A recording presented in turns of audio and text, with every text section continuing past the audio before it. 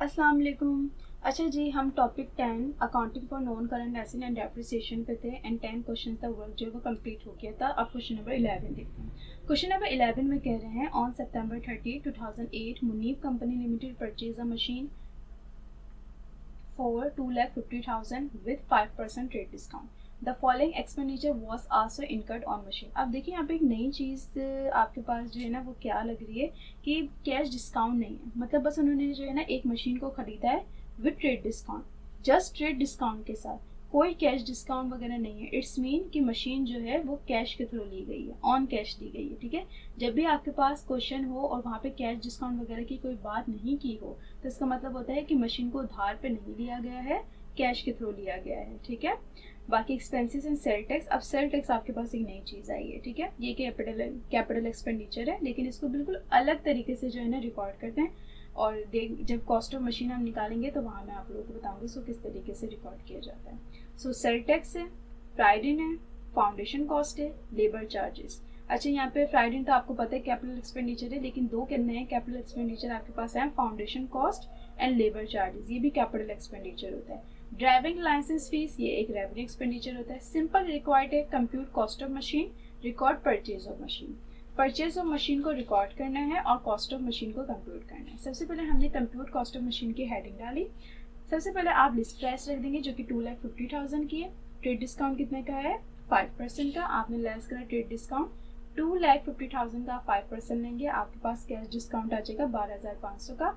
आपने 2,50,000 में से 12,500 को माइनस किया, आपके पास नेट ट्रेड प्राइस आ गया 2,37,500। ठीक है, कैश डिस्काउंट नहीं है क्योंकि उसके बाद कैश डिस्काउंट को लेस करते थे। अब भाई कैश डिस्काउंट नहीं है तो फिर इसके बाद क्या आ जाएगा, इसके बाद आ जाएगा सेल टैक्स। तो हम ऐड करेंगे sale tax.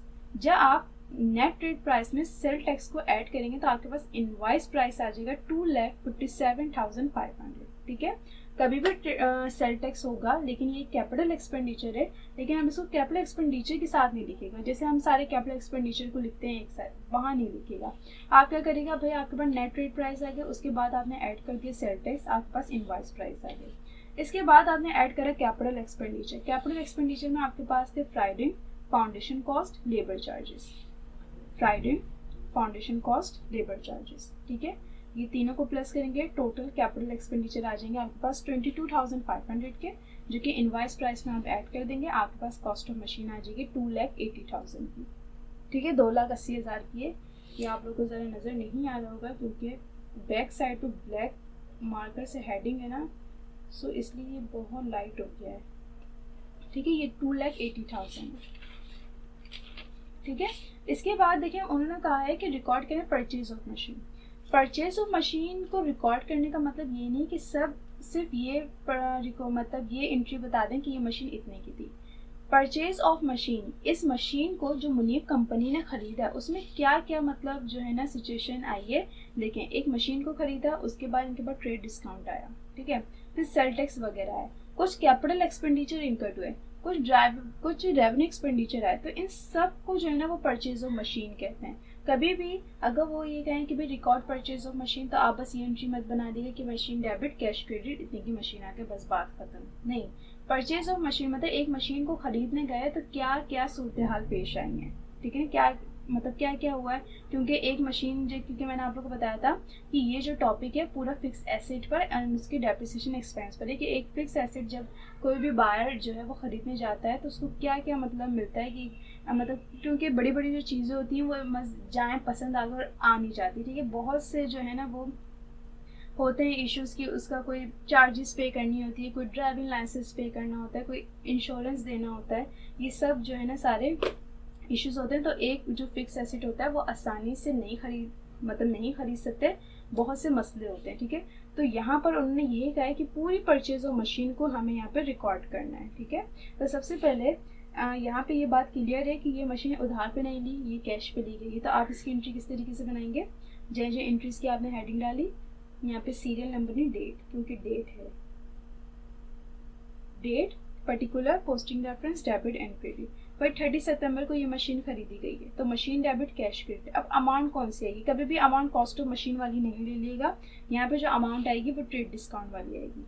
Net trade price, क्योंकि मशीन जो थी वो 2,50,000 की थी, 12,500 का उनको एक डिस्काउंट मिला, अब उनको मशीन पड़ी है 2,37,500 की। तो ये 2,37,500 की मशीन जो है रिकॉर्ड कर दिया जाएगा 2,37,500 टू रिकॉर्ड परचेज मशीन। ठीक है, फिर इसके बाद हम वो पेमेंट वाली एंट्री बना देते। भाई पेमेंट वाली एंट्री तो अब नहीं बनेगी क्योंकि ये मशीन जो है वो कैश पे खरीदी गई है। ठीक है, अब जो एंट्री बनेगी, मतलब ये मशीन ट्रेड डिस्काउंट के साथ खरीदी गई तो कितने की पड़ी इनको, 2,37,500 की। इसके बाद क्या है, बस सेल टैक्स। सेल टैक्स क्या है, कैपिटल एक्सपेंडिचर। कोई भी कैपिटल एक्सपेंडिचर होता है वो उस फिक्स एसेट के नेम से ही रिकॉर्ड होता है। तो यहाँ पे आपने स्टार बना दिया कि ये सारी जो एंट्रीज हैं ये 30 सितंबर की हैं, क्योंकि यहाँ पे कोई डेट नहीं है। ठीक है, सो अगर एक्सपेंस होता है तो वो डेबिट साइड पर आता है और कैश क्रेडिट। तो एक्सपेंस की जगह क्या आएगा, उस फिक्स एसेट का नाम। तो मशीन डेबिट, यहाँ पे मैंने ये लिख दिया कि सेल टैक्स है।